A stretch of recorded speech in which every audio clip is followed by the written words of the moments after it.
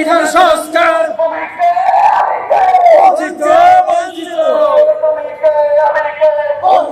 বঞ্চিত স্বাধীন বাংলায় বৈষম্যের ঠাঁই নাই, চব্বিশের বাংলায় বৈষম্যের ঠাঁই নাই।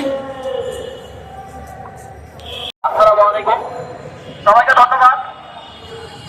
আমরা ডিজেবল পার্সন, আমাদের ইতিপূর্বে কোনো আমাদের জন্য স্পেশালি কোনো আইন পাশ করা হয়নি।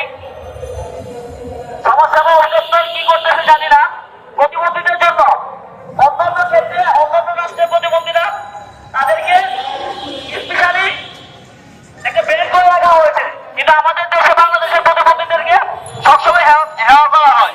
আমি জানি না এই জিনিসটা আমার মাথায় আসে কেন তাদেরকে হেওয়া করা হয়। 10টা মানুষের মধ্যে আমরা চলতে চাই।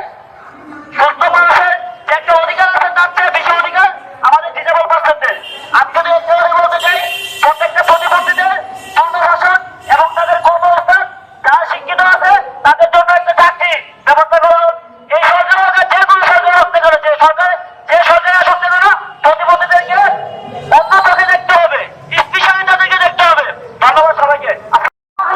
বৈষম্যের ঠাঁই নাই, তুমি কে আমি কে, তুমি কে আমি কে, চব্বিশের বাংলায় তুমি কে আমি কে, সংবিধান সংস্কার,